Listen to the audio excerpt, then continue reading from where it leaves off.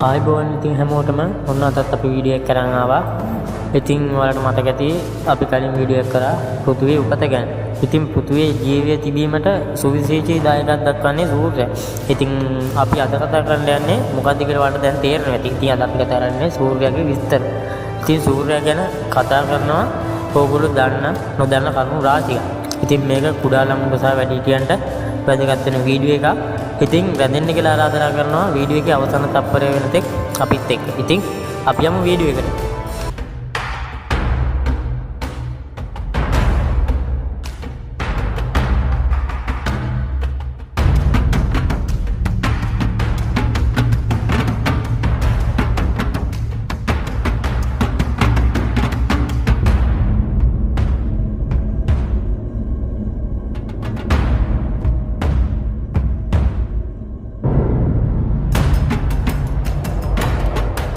ඉතින් අදින් වසර බිලියන 4.5කට පමණ පෙර සෞරග්‍රහ මණ්ඩලයේ තාරකා නැතව සූර්යයා මෙම සෞරග්‍රහ මණ්ඩලය තුල නිර්මාණය වී තිබෙනවා. ඉතින් එම සූර්යයා නැත්තම් අපි අද මේ කියන ඉර සෞරග්‍රහ මණ්ඩලයේ තිබෙන කහ වාමන තාරකාවක් ලෙසද අපිට හඳුන්වන්න පුළුවන්. ඉතින් මෙම තාරකාව නැතව සූර්යයා නිර්මාණය වීමට ප්‍රධාන වශයෙන් සාධක දෙකක් මූලික වී තිබෙනවා. ඉතින් එම සාධක දෙක තමයි හයිඩ්‍රජන් සහ හීලියම් කියන්නේ. ඉතින් මේක සූර්යයා පෘථිවියේ සිට සතපොම් මිලියන 93ක් දුරින් තමයි පිහිටා තියෙන්නේ. ඉතින් ඒ කිලෝමීටර වලින් ගත්තාම කිලෝමීටර මිලියන 150 දුරින් තමයි පිහිටලා තියෙන්නේ. සූර්යයාගේ ශක්තිය නැත්තම් අද අපි මේ කතා කරන ඉරේ ශක්තිය නැතුව අපි මේ ජීවත් වෙන කාලෙක කියන්නේ මේ පෘථිවියේ කිසිදු ජීවියෙක්ට සිටිය නොහැකිය. ඉතින් ඒ කියන්නේ ප්‍රභා සංශ්ලේෂණයට වගේ නොයෙකුත් වැඩවලට සුවිශේෂී දායකත්වයක් දක්වන්නේ අපි මේ කියන ඉර. එහෙම නැත්නම් සූර්යයා. ඉතින් ඒ සූර්යයා නැතුව අපිට මේ ලෝකේ ජීවත් වෙන්න බෑ කියලා ඔයාලා දැනටම දන්නවා. සූර්යයාගේ විස්කම්භය එහෙම නැත්නම් සූර්යයාගේ වටේ ප්‍රමාණය ගත්තාම ඒ සැතපුම් 8,65,000ක් පමණ වෙනවා. ඉතින් ඒ කිලෝමීටර වලින් ගත්තොත් කිලෝමීටර බිලියන 1.4ක් පමණ වෙනවා කියලා සඳහන් වෙනවා. එහි ගුරුත්වාකර්ෂණ බලය. ඒ කියන්නේ ගුරුත්වාකර්ෂණ බලය කියන්නේ අපි හඳුන්වන්නේ යම්කිසි දෙයක් ඇද ගැනීමේ ශක්තිය ලෙස තමයි ගුරුත්වාකර්ෂණ බලය හඳුන්වන්නේ. ඉතින් මේ ගුරුත්වාකර්ෂණ බලය සෞරග්‍රහ මණ්ඩලයේ පවතින අතර විශාලතම ග්‍රහලෝකයේ ඉඳලා කුඩාතම සුන්බුන් කැබලි දක්වා සෑම දෙයක්ම සූර්යයාට කක්ෂය තබා ගන්නවා. ඒ කියන්නේ සූර්යයාට ගමන් කරන ඒ කියන්නේ භ්‍රමණය වෙන මාර්ගය තබා ගන්නවා.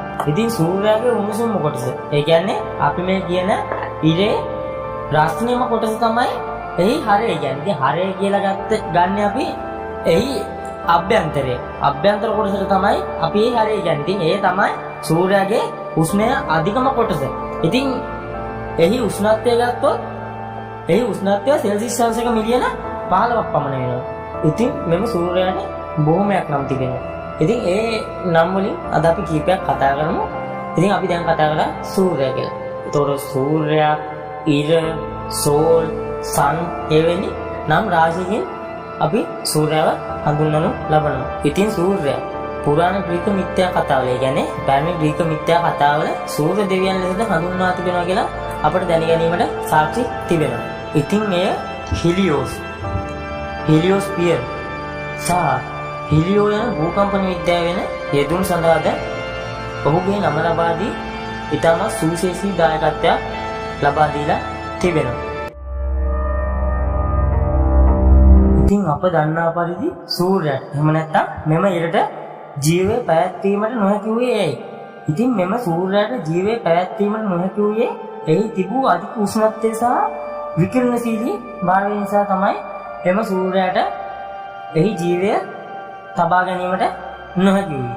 ඉතින් ඒ කුමක් වුවත් පෘථිවියේ ජීවය පවත්වාගෙන යාමට සූර්යයා සුවිශේෂී දායකත්වයක් දක්වනවා. ඉතින් සූර්යයා නොමැතිව පෘථිවියේ ජීවය පවත්වාගෙන යාමට නොහැකි තත්ත්වයක් තමයි තිබෙන්නේ. ඉතින් මෙම සූර්යයා පෘථිවියට නොමැති වුවොත් මෙම පෘථිවියේ ජීවය පවත්වාගෙන යාමට නොහැකි වෙනවා. ඉතින් සූර්යයාගේ ශක්තිය සහ ආලෝකය නිසා තමයි මෙම පෘථිවියේ ජීවය පවත්වාගෙන යන්නේ. ඉතින් මෙම ප්‍රමාණය සහ දුර ගත්තාම අපි මේ වීඩියෝ එකේ කලින් කතා කරා ප්‍රමාණය සහ දුර ගැන. ඒ කියන්නේ පෘථිවියේ ඉඳලා සූර්යයාට තිබෙන දුර සහ එහි ප්‍රමාණය ගැන. ඉතින් තවත් විස්තර කීපයක් තිබෙනවා. ඔයගොල්ලොත් එක්ක බෙදා හදාගන්න. ඉතින් අපි බලමු ඉස්සරහට මොකද්ද මේ හඳුන්වන්න තියෙන්නේ කියලා. ඉතින් සූර්යයාට ආසන්නතම තාරකාව එහෙම නැත්නම් සූර්යයාගේ අසල්වැසිය ලෙස සලකන්නේ ඇල්ෆා සෙන්ටෝරි කියන මෙම ත්‍රිත්ව තාරකා පද්ධතිය. ඉතින් රතුවාමන තාරකාවක් වන ප්‍රොක්සිමා සෙන්ටෝරි ආලෝක වර්ෂ 4.24ක් දුරින් පිහිටා ඇති අතර ඇල්ෆා සෙන්ටෝරි A හා B එකිනෙකා වටා කක්ෂගත වෙනවා. ඒ කියන්නේ එකිනෙකා වටා භ්‍රමණය වෙනවා. ඉතින් මෙම සූර්යයා ඒ කියන්නේ මෙම ඉරට සමාන තරු දෙකක් වන මෙම ඇල්ෆා සෙන්ටෝරි A හා B කියන තාරකා දෙක සූර්යයාගේ සිට ආලෝක වර්ෂ 4.37ක් පමණ දුරින් තමයි පිහිටලා තියෙන්නේ. ඉතින් අපි බලමු ආලෝක වර්ෂයක් කියන්නේ කුමක්ද කියලා. ඉතින් ආලෝක වර්ෂයක් කියන්නේ වසරක් තුල එහෙම නැත්නම් අවුරුද්දක් තුල ආලෝකයේ ගමන් කරන දුරවන අතර එය සැතපුම් ට්‍රිලියන 6ක් පමණ වෙනවා.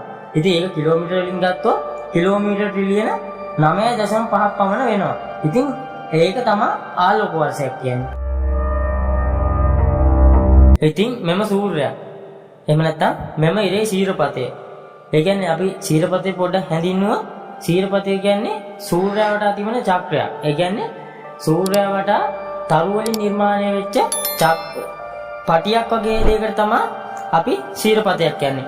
ඉතින් සූර්යයාගේ ශීරපත මන්දාකිනියේ ධනු රාශියේ බාහුවෙන් පිටතට වීදෙන ඔරියන් ස්පර් නම් ස්පිලාකාර බාහුවක තමයි මෙම සූර්යයා පිහිටා තිබෙන්නේ. ඉතින් NASA, ඇඩ්ලර්, යූචිකාගෝ, වෙස්ලියන්, JPL, කැල්ටෙක් යන මෙම නිර්දේශයන් අපගේ ශීරපතේ මන්දාකිනියේ සර්පිලාකාර බාහුව පෙන්වනවා. ඒ කියන්නේ මෙම නම් වලින් තමයි අපේ මෙම ශීරපත මන්දාකිනියේ සර්පිලාකාර බාහුව හඳුන්වන්නේ. ඉතින් සූර්යයා කක්ෂගත වෙනවා. ඒ කියන්නේ සූර්යයා භ්‍රමණය වන විට ඒ සමග ග්‍රහලෝක, ග්‍රාහක, වාල්ගතරු හා සෞරග්‍රහ මණ්ඩලයේ තිබෙන අනිකුත් වස්තුන්ද මෙම සූර්යයා භ්‍රමණය වීමට එක් කර ගන්නවා. අපගේ සෞරග්‍රහ මණ්ඩලයේ පැයට සැතපුම් 4,50,000ක් ඒ කිලෝමීටර වලින් ගත්තොත් කිලෝමීටර් 7,20,000ක සාමාන්‍ය වේගයකින් සූර්යයා වටා ගමන් කරනවා. ඉතින් සූර්යයාට එහෙම නැත්නම් මෙම ඉරට ශීරපතය වටා එක් සම්පූර්ණ ගමන. ඒ කියන්නේ සම්පූර්ණයෙන්ම එක වටයක් යාමට වසර මිලියන 230ක් පමණ ගත වෙනවා කියලා සඳහන් වෙලා තිබෙනවා. ඉතින් මෙම සූර්යයා ග්‍රහලෝකවල හා කක්ෂවල තාලයට අංශක 7.25ක පමණ ඇලයකින් තමයි භ්‍රමණය වීම සිද්ධ කරන්නේ. ඒ කියන්නේ මෙම ග්‍රහලෝක වලට වඩා පොඩ්ඩක් ඇල වෙලා. ඒ කියන්නේ අංශක 7.25 ඇලවීමකින් තමයි භ්‍රමණය වීම සිද්ධ කරන්නේ. ඉතින් සූර්යයා ඝන නොවන අතර ඒ කියන්නේ සූර්යයා හයිය නොමැති වන අතර එහි විවිධ කොටස්. ඒ කියන්නේ එක එක කොටස් එක එක අනුපිළිවෙලින් භ්‍රමණය වීමක් සිද්ධ කරනවා. ඉතින් ඒ සමකයේදී සූර්යයා පෘථිවි දින 25කට වරක් භ්‍රමණය වන නමුත් එහි ද්‍රවවලදී දින 36කට වරක් තමයි මෙය භ්‍රමණය වීම සිද්ධ කරන්නේ. ඉතින් මේ අපි කතා කරන සූර්යයා වසර බිලියන 4.6කට පමණ පෙර තමයි සූර්යාගේ ඉතිහාසයේ මුල්ම අවධිය සිද්ධ වෙලා තියෙන්නේ. ඒ කියන්නේ සූර්යාගේ උපත සිද්ධ වෙලා තියෙන්නේ. ඉතින් එය එවකට වායු හා දූවිලි තැටිකින් තමයි වට වෙලා තිබිලා තියෙන්නේ. එම දූවිලි වලලු වලින් කොටසක් අදට සූර්යයා වටා ඇති දූවිලි වලලු කිහිපයක පවතිනවා. ඒ කියන්නේ ඒ කාලේ තිබිච්ච දූවිලි වලලු වලින් කොටසක් නේ අද දූවිලි වලලු වල තියෙනවා කියන්නේ. ඉතින් ඒ කාලේ තිබිච්ච දූවිලි වලලු වල කොටසක් තමයි මේ දැන් පවතින සූර්යාගේ දූවිලි වලලු වල අඩංගු වෙලා තියෙන්නේ. සූර්ය නිහාරිකාව යෝධ භ්‍රමණය වන වායු හා දූවිලි වලාකුළක නිර්මාණය වෙලා තිබෙනවා. ඉතින් පසු කාලීනව ගුරුත්වාකර්ෂණය බිඳ වැටුණු විට නිහාරිකාව වේගයෙන් භ්‍රමණය වන තැටියක් බවට සමතලා වෙලා තිබෙනවා. ඉතින් එම නිහාරිකාව අපගේ සෞර ග්‍රහ මණ්ඩලයෙන් 99.8ක් පමණ විශාලත්වයක් දක්වනවා. ඉතින් එම නිහාරිකාව තැටියක් වීමේදී කැඩී ගිය ද්‍රව්‍ය වලින් තමයි මෙම සූර්යයා වටා කක්ෂගත වෙලා තිබෙන ග්‍රහලෝක සහ වස්තුන් නිර්මාණය වෙලා තියෙන්නේ. ඉතින් සූර්යාගේ වායුගෝලය යන. ඉතින් සූර්යාගේ වායුගෝලය කියන්නේ සූර්ය ලප, සිදුරු සහ සූර්ය ගිනිදැයි. එවැනි ලක්ෂණ අපට පෙන්වන ස්ථානය තමයි සූර්යාගේ වායුගෝලය කියන්නේ. ඉතින් ඒ වගේ ලක්ෂණ සූර්යාගේ පෙන්වන ස්ථානය තමයි සූර්ය වායුගෝලය ලෙස අපි හඳුන්වන්නේ. ඉතින් අපි කතා කරමු සූර්යයාගේ මතු පිට විස්තර. ඉතින් සූර්යයාට ඝන පුෂ්ඨයක් නොමැත. ඒ කියන්නේ සූර්යයාගේ හයිය කොටසක් නැහැ. ඉතින් සූර්යයා මතු පිට ලෙස හඳුන්වන්නේ එහි ප්‍රකාශ ගෝලය. ඒ කියන්නේ ඒ ප්‍රකාශ ගෝලය කියලා ගත්තොත් එය හඳුන්වනවා ආලෝක ගෝලය කියලා. ඉතින් ඒ දෘශ්‍යමාන ආලෝකය එහෙම නැත්නම් ඇසට පෙනෙන ආලෝකයක් බවට පත් වෙනවා. ඉතින් ඒ අපගේ ඇස් වලින්ද දැක ගැනීම හැකියාවක් පවතිනවා. ඉතින් ඇත්ත වශයෙන්ම කියනවා නම් මෙම ප්‍රකාශ ගෝලය එහෙම නැත්නම් ආලෝක ගෝලය සූර්ය වායු ගෝලයේ පළමු ස්තරය. ඒ කියන්නේ මෙම සූර්යයාගේ පළමු ස්තරය තමයි මෙම ආලෝක ගෝලය නැත්නම් ප්‍රකාශ ගෝලය කියන්නේ. ඉතින් එහි උෂ්ණත්වය අපි ගත්තොත් ෆැරන්හයිට් අංශක 10000ක් පමණ වෙනවා. ඉතින් ඒක සෙල්සියස් අංශක වලින් ගත්තොත් සෙල්සියස් අංශක 5000ක් පමණ වෙනවා.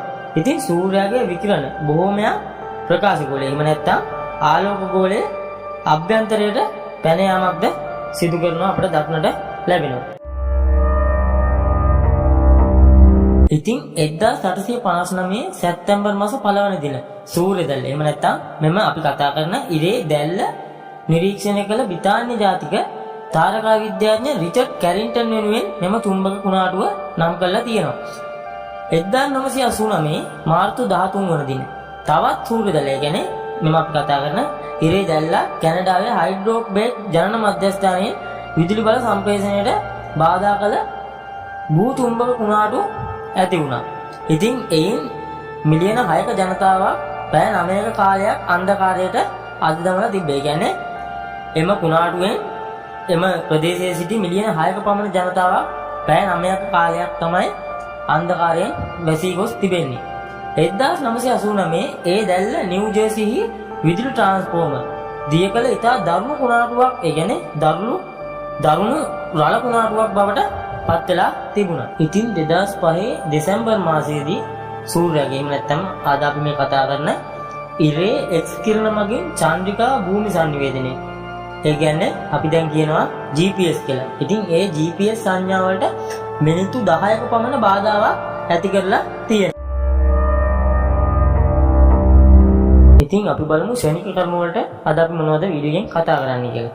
ප්‍රධාන අනුක්‍රමික තාරකාවක් ලෙස අපි හඳුන්වනවා G2V හා කහ වාමන තාරකාව. ඒ කියන්නේ මෙම තාරකා දෙක තමයි අපි ප්‍රධාන අනුක්‍රමික තාරකා ලෙස හඳුන්වන්නේ. ඉතින් කොරෝනා නැතිනම් සූර්යයාගේ වායු ගෝලයේ උෂ්ණත්වය ෆැරන්හයිට් මිලියන 3.7ක් පමණ වෙනවා. ඉතින් ඒ සෙල්සියස් අංශක වලින් ගත්තාම සෙල්සියස් අංශක මිලියන 2ක් පමණ වෙනවා. ඉතින් මේවා තමයි සූර්යයාගේ ශනික කර්ම විදියට අපි මේ වීඩියෝ එකට දාලා තියෙන්නේ. ඉතින් සියලුම තරුමෙන්, ඒ කියන්නේ හැම තරුවක්ම වගේ අපගේ සූර්යයාද අවසානයේදී එයාගේ ශක්තිය ඉවතට යවනවා. ඒ කියන්නේ එයාගේ ශක්තිය අවසානයේදී එයාගෙන් ඉවත් වෙලා යනවා. එයා මේ යාමට පටන් ගත්තයින් පසු, ඒ කියන්නේ එයා මැරෙන්න ලං වුණාම එය රතු යෝධ තාරකාවක් බවට පත් වෙනවා. ඉතින් එය බුද සිකුරු සහ පෘථිවියද ගිල ගන්න තරමට විශාල වෙනවා කියලා තමයි විද්‍යාඥයින් කියන්නේ. ඉතින් එයා අවසානයේදී විනාශ වුණාන් පසු එය සුදු වාමන ග්‍රහයෙකු ලෙස තමයි විනාශ වී යන්නේ. ඉතින් හරියටම අඩක් වැනි කාලයක්, ඒ කියන්නේ මෙම වසර විනාශ වීමට තිබෙන වසර ගානේ හරියටම අඩකට වගේ සාපේක්ෂ ගානක කාලයක් ගෙවි ගිහින් ඇති අතර තවත් වසර බිලියන 5ක් හෝ ඊට වැඩි කාලයකදී සූර්යයා සුදු වාමන ග්‍රහයෙක් වෙලා මිය යාම සිදු වෙනවා කියලා තමයි විද්‍යාඥයන් අනාවැකි පළ කරලා තියෙන්නේ. ඉතින් අදට වීඩියෝ එක අපේ නිමා වෙනවා. මම හිතනවා වැදගත් කරුණු රාශියක් ඒකේ ඕගොල්ලන්ට දැනගත යුතු වැදගත් කරුණු රාශියක් ගැන අපි වීඩියෝ එකෙන් කතා කරන්න ඇති කියලා. ඉතින් වීඩියෝ එක හොඳනම් ලයික් කරන්න, අපේ channel එක subscribe කරලා අපිත් එක්ක එකතු වෙන්න. ඔයාලට වීඩියෝ හොඳයි නම්, හොඳ නැත්නම් පල්ලෙහා තියෙන කමෙන්ට් බොක්ස් එකේ කමෙන්ට් කරන්නත් අමතක කරන්න පවවලගේ අදහස්. ඉතින් අදට අපි ගිහිල්ලා එන්නම්. නැවත දවසක තවත් වීඩියෝ එකකින් හමු වෙනතුරු ඔයාලට තෙරුවන් සරණයි.